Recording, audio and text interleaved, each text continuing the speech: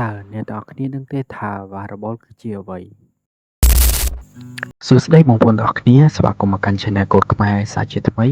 នៅវីដេអូថ្ងៃនេះខ្ញុំនឹងបង្រៀនអ្នកទាំងអស់គ្នាអំពីវ៉ារបលមុននឹងចាប់ផ្ដើមសរសេរកូដបែបនេះយើងនឹងចូល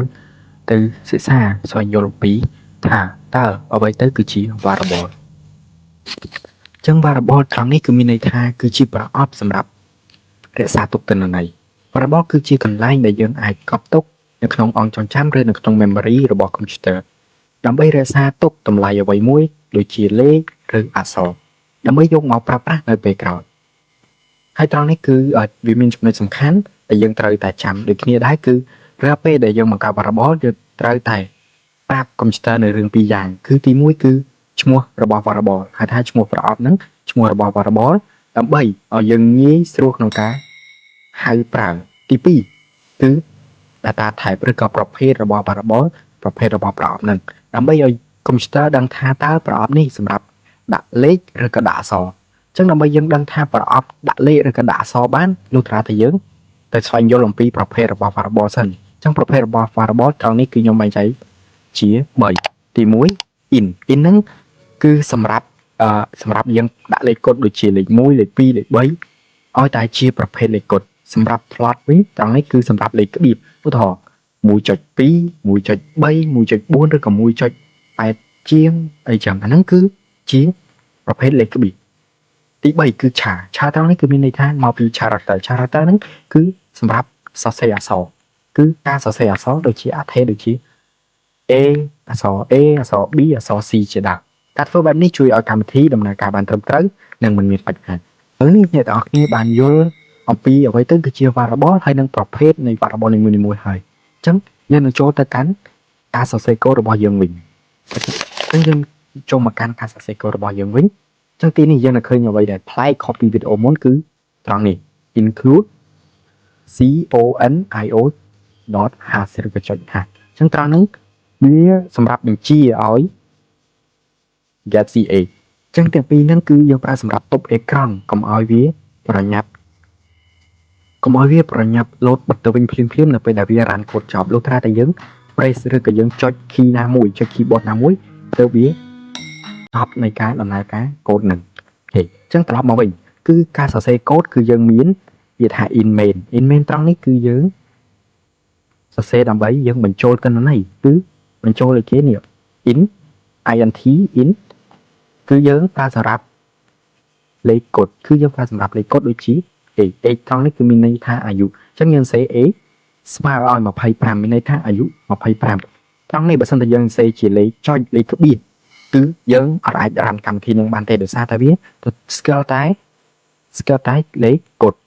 វាស្គាល់តែចំនួនកូដលេខកូដតែប៉ុណ្ណោះអូខេអញ្ចឹងទី2 plot ត្រង់នេះគឺមានន័យថាយើងបញ្ចូលលេខដែលមាន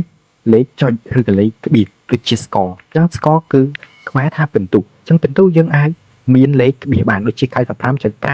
ចឹងមានលេខក្បៀសច្រើនទៀតអញ្ចឹងយើងអាចបញ្ចូលលេខក្បៀសនៅក្នុងនោះទី3ឆា grade គឺយើងបញ្ជាក់ពីលទ្ធផលនៃការសិក្សារបស់យើងអញ្ចឹងអ្វីដែលយើងកត់សម្គាល់មួយទៀតនោះគឺថានៅពេលដែលយើងសរសេរ character ឬក៏បញ្ចេញឲ្យអក្សរគឺយើងចាំបាច់ត្រូវតែសរសេរនៅក្នុង single quote សរសេរនៅក្នុង single quote បែបនេះទៅអាចរ៉ានកម្មវិធីនឹងបានអូខេអញ្ចឹងនៅពេលដែលយើងបញ្ចូលទិន្នន័យទាំង3ហ្នឹងហើយយើងបញ្ចូល variable ទាំង3ហ្នឹងហើយយើងក៏លេខមកមើលកន្លែង print អញ្ចឹង print f ត្រង់នេះពាក្យថា print គឺយើង print ឲ្យវាចេញមកក្រៅយើងបង្ហាញឲ្យវាចេញមកក្រៅអញ្ចឹងនៅពេលដែលយើងសរសេរពាក្យថា print យើងសរសេរពាក្យ a ចូលដូចគ្នាត្រង់នេះយើងសេដើម្បីនៅពេលដែលយើង run កម្មវិធីទៅវានឹង load ចេញ a ត្រង់នេះនៅកុំព្យូទ័ររបស់យើងហើយភាគរយ d នេះគឺមានន័យថាយើងបញ្ចេញនេះគេគឺបញ្ចេញលេខ25អញ្ចឹងភាគរយ d គឺយើងសម្រាប់បញ្ចេញលេខគឺលេខកូដភាគរយ d យើងបញ្ចេញសម្រាប់លេខកូដដូចគ្នាហើយ /n ត្រង់នេះគឺមានន័យថាយើងសម្រាប់ចុះបន្ទើអញ្ចឹងនៅពេលដែលយើងបិទវិញក្បៀសមួយមកអេត្រង់នេះបើសិនតែត្រង់នេះយើងសេអក្សរធំអក្សរ a ធំត្រង់នេះក៏យើងសេអក្សរ a ធំដូចគ្នាអត់អាចមួយ a ធំមួយ a តូចបានទេហើយមួយទៀតនៅពេលដែលយើងសេចប់យើងកុំភ្លេចបិទ semicolon នឹងផងមួយទៀតទី នៅពេលដែលយើង print score print ជាលក្ខណៈដែលមានលេខចុចបែបនេះយើងត្រូវតែសរសេរភាគរយចុច 1f អញ្ចឹងយើងចាំបាច់ត្រូវសរសេរបែបហ្នឹងទើបយើងអាចបញ្ចេញឲ្យលេខហ្នឹងចេញមកខាងក្រៅបានដូចគ្នាបើសិនតែ score នេះសេដោយ s ធំខាងនេះគឺសេដោយ s ធំដូចគ្នាអញ្ចឹងអត់អាចសេឲ្យលេខឲ្យអក្សរខុសគ្នាបានទេទី3ឆាអញ្ចឹង grade យើងឧទាហរណ៍ថាយើងបានជានាទី A អញ្ចឹងយើងចេញ grade A អញ្ចឹង grade A នៅពេលដែលយើងបញ្ចេញវាជា character យើងចាំបាច់ត្រូវទៅសរសេរភាគរយ C អញ្ចឹងភាគរយ C យើងតាំងដោយឆាភាគរយ F យើងតាំងដោយ float ភាគរយ D យើងតាំងដោយ in main ឬក៏ number សម្រាប់លេខកូដអូខេបន្ទាប់ពីយើងសេចប់ហើយយើងអាច run កម្មវិធីនឹងបានតែបើសិនតែករណីយើងសរសេរទៅមាន error ណាមួយអញ្ចឹងឧទាហរណ៍ថាយើងភ្លេចបិទ semicolon នៅត្រង់នេះយើងភ្លេចបិទយើងឲ្យបានបិទទេអញ្ចឹងយើង run ដល់ពេលដែលយើង run យើងនឹងឃើញវា load សញ្ញាក្រហមនៅកន្លែងជួរលេខ13អញ្ចឹងយើងឃើញ load សញ្ញាក្រហមនៅជួរលេខ13អញ្ចឹងយើងអានមកនេះ